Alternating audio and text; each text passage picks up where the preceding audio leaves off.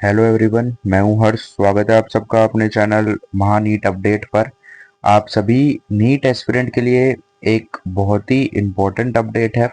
दोस्तों, आप सभी के लिए आपको पता है कि आपकी जो काउंसलिंग है तो वो चल रही है। तो यहाँ पर देखिए, आप सभी के लिए एक इम्पोर्टेंट अपडेट आया है कि नीट में 400 से ऊपर स्कोर करने पर भी नहीं मिलती है एमबीबीएस की सीटें। तो यहाँ पर देखो, आपको भी पता है कि नीट का कंपटीशन लेवल काफ़ी हाई है और आपके अगर 400 से ऊपर हैं तो भी आपको बहुत मुश्किल है कि एमबीबीएस की गवर्नमेंट सीट आपको मिले।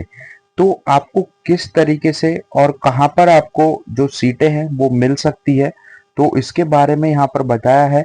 और किन किन स्टूडेंट्स को 400 से कम नंबर पर भी सीटें मिलेगी, उसके बारे में भी देखो यहाँ पर क्लियर कर दिया गया है।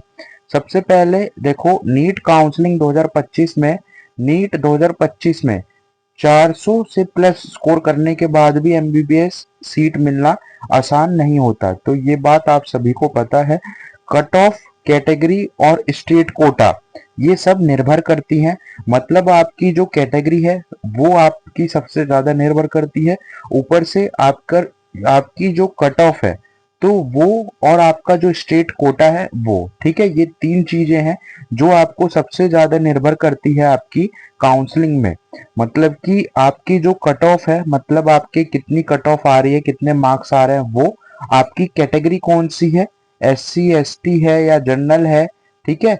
और या आपका जो स्टेट कोटा है, क्योंकि किसी किसी स्टेट्स में काफी कम नंबर पर आपको कॉलेज मिल जाता है, तो वो भी आपका बहुत यहाँ पर मैटर करता है।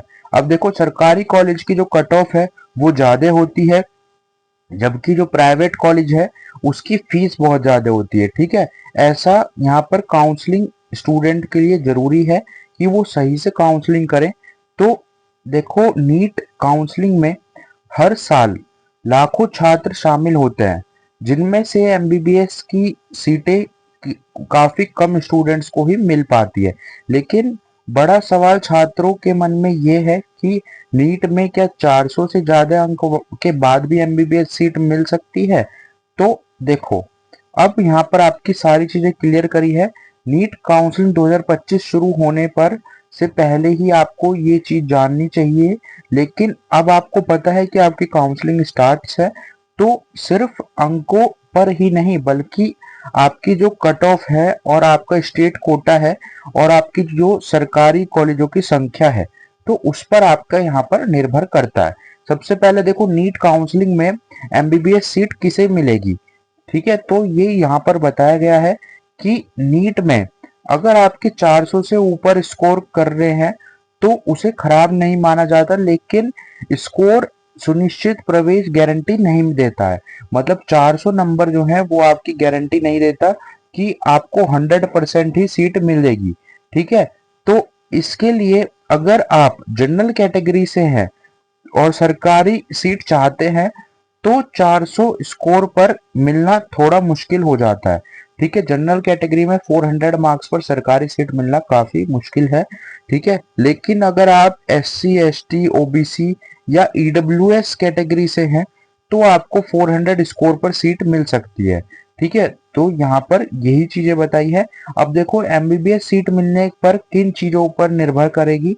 तो सबसे पहले आपको ये देखना है कि जनरल कैटेगरी के लिए कट ऑफ ज्यादा होती है, ये बात आपको पता है। ऊपर से आपके लिए जो S C S T OBC EWS के लिए आपकी कट ऑफ थोड़ी कम रहती है। अब देखो, ऑल इंडिया जो कोटा है, इसकी जो 15% सीटें हैं, आपको पता है उसकी जो कट ऑफ है वो थोड़ी अधिक रहती है। मतलब जो ऑल इंडिया कोटा है, ऑल इंडिया कोटा के थ्रू जो काउंसलिंग अभी चल रही है, इसकी कट ऑफ थोड़ी कम, मतलब थोड़ी ज्यादा रहती है। और जो आपकी स्टेट कोटा है जिसमें 85% सीटें रहती हैं, ठीक है, स्टेट कोटा में आपकी 85% सीटें रहती हैं, तो इसकी जो कट ऑफ है ये काफी कम रहती है। ये राज्य के अनुसार अलग अलग बदलती रहती है, ठीक है। मतलब कि जैसे उत्तर प्रदेश की अलग होती है, राजस्थान की अलग है, ठीक है, गुजरात की अलग है। ऐसे ही हर स्टेट की अपनी कट ऑफ यहाँ पर अलग रहती है। अब देखो, सरकारी मेडिकल कॉलेज 400 स्कोर से कम पर यहाँ पर आपको स्कोर कम पड़ सकता है। ठीक है, सरकारी मेडिकल कॉलेज के लिए 400 स्कोर थोड़ा कम पड़ सकता है, लेकिन जो प्राइवेट मेडिकल कॉलेज है वो 400 से अधिक स्कोर पर भी, मतलब 400 स्कोर पर भी आपको आसानी से वहां पर कॉलेज मिल जाता है। लेकिन कुछ राज्य है जैसे बिहार हो गया, उत्तर प्रदेश हो गया, राजस्थान हो गया, यहाँ पर सरकारी कॉलेज की कट ऑफ रहती है वो थोड़ी अधिक रहती है। ठीक है, अब यहाँ पर देखो कुछ पूर्व के जो राज्य है वहां पर ये बताया गया है इन राज्यों में 400 से अधिक पर सरकारी सीट मिलने की संभावना होती है। ठीक है, तो कुछ ऐसी भी स्टेट्स होती है जहां पर 400 से कम पर आपको कॉलेज मिलने के चांस होते हैं। अब देखो जानते हैं कौन सी वो स्टेट्स है। तो नीट काउंसलिंग में आपको पता है कि पिछले साल की जो आपकी कट ऑफ है वो आपको बताई है यहाँ पर कैटेगरी वाइज। ठीक है, देखो SC ST कैटेगरी 470 तक आपको मिल जाता है, ओबीसी कैटेगरी 580 और जनरल कैटेगरी आपको 610। ठीक है, लेकिन इस बार आपको पता है कि कट ऑफ काफी कम रहेगी, क्योंकि इस बार आपका जो सीटें हैं वो भी इंक्रीज हुई हैं, ऊपर से इस बार आपके लिए नए मेडिकल कॉलेज ओपन हुए हैं और कंपटीशन भी कम है। स्टूडेंट्स की संख्या इस बार पिछले साल के मुकाबले काफी कम रही है। ठीक है, अब देखो नीट काउंसलिंग में आपको ये पता है कि टोटल 22 लाख इस बार रजिस्ट्रेशन हुए हैं, जिसमें से 12 लाख स्टूडेंट ही क्वालिफाई हैं।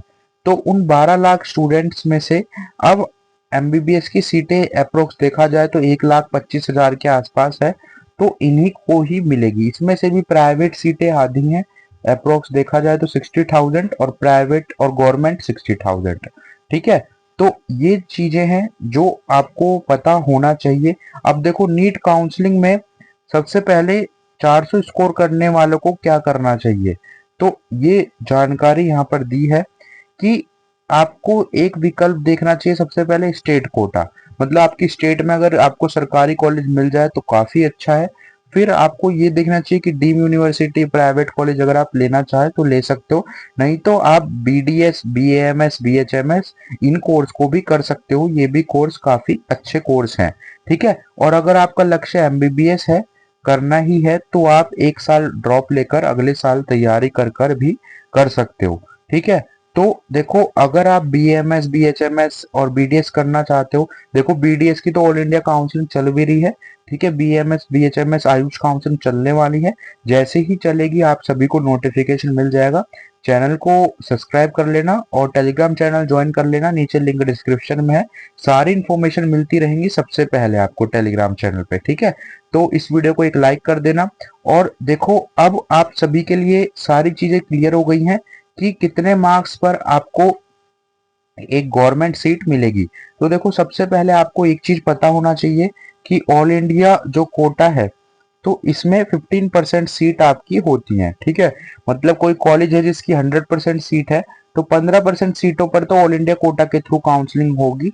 बाकी 85% जो सीटें हैं, 85% सीटों पर आपकी स्टेट कोटा, ठीक है, स्टेट कोटा के थ्रू आपकी काउंसलिंग होगी।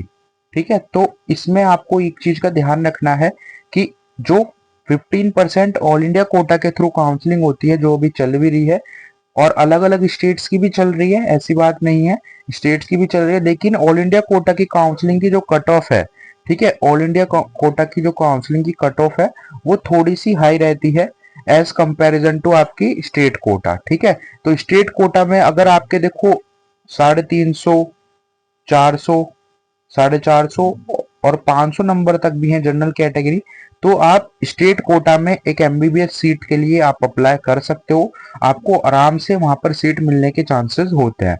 और अगर आपके देखो 450 या 500 से ऊपर नंबर हैं तो आप ऑल इंडिया कोटा के थ्रू सीट आराम से ले सकते हो। ठीक है, ऑल इंडिया कोटा में पार्टिसिपेट कर सकते हो, अभी काउंसलिंग चल भी रही है।